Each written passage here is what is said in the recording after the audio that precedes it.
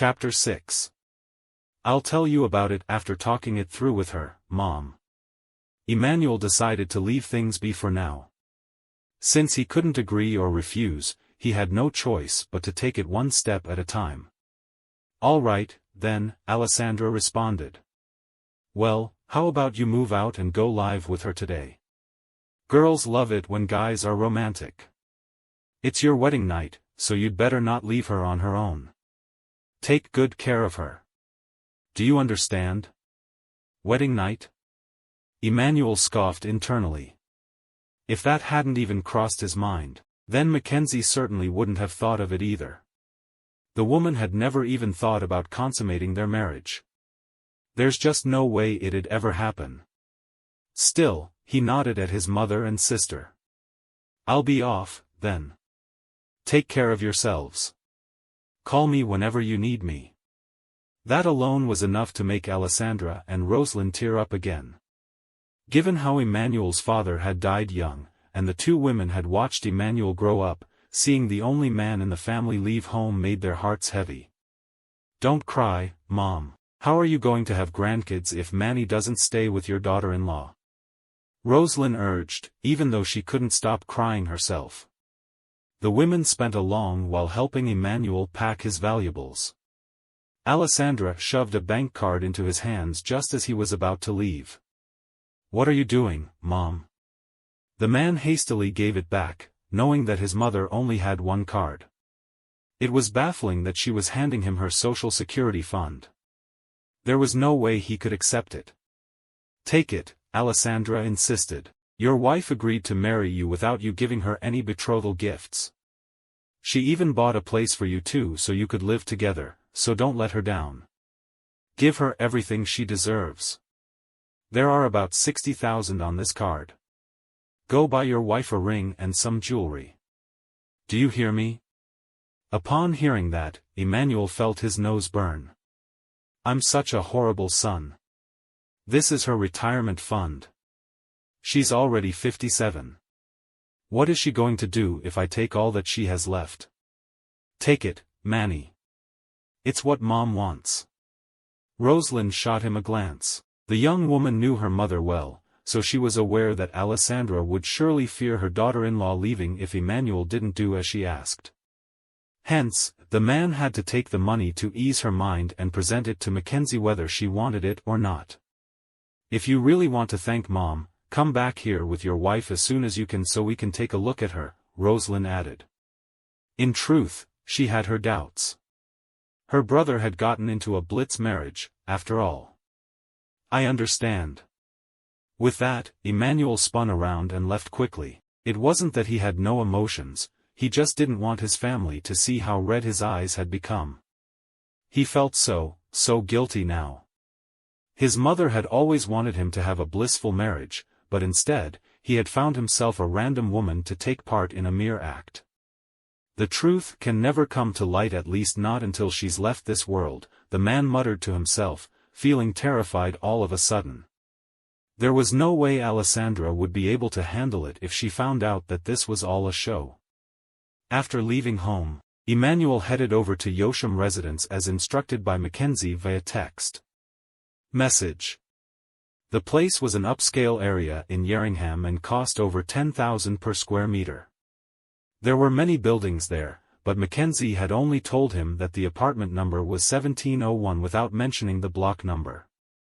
Good thing I had the sense to get her WhatsApp contact outside City Hall.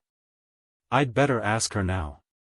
Thus, he left Mackenzie a voice message. Yet, despite it being 6 in the evening, Mackenzie was still in the middle of a meeting at work. As the CEO of Terrence Group, she never checked her messages during meetings. After waiting for a long while and not receiving a response, Emmanuel figured that the woman's current circumstances didn't allow her to listen to his voice message, so he sent her a text message instead. There was still no reply. The sky had turned dark, and Emmanuel's empty stomach ate at his patience. Ultimately, he decided to video call her. The man knew how aloof Mackenzie was and didn't really want to speak to her. Mackenzie hadn't added him to her contacts when they exchanged numbers earlier. At present, she suddenly heard her phone ring and glanced at the screen impatiently. This was an extremely rare occurrence. Those who knew her understood that she would reply to every text that mattered to her, but when it came to people whom she didn't bother responding to, not even a video call would change her mind. Seeing someone with the username covertly magnificent with an unfamiliar profile picture call her, the woman frowned and blocked his number instantly. Strange, when did I ever give this person my contact? From how she hung up, Emmanuel knew Mackenzie had her phone with her and tried redialing her number. Yet, he received a notification: this user only accepts calls and messages from friends. What the hell? Emmanuel stared at the screen in a daze for a long time. She's not messing with me, is she? Thankfully, the man was smart enough to remember that Terence was her grandfather. Even though he didn't have Terence's number saved, the latter had called him earlier this morning, so all it took was a quick look at his call history to find it. Hey, Gramps, what's up with your granddaughter?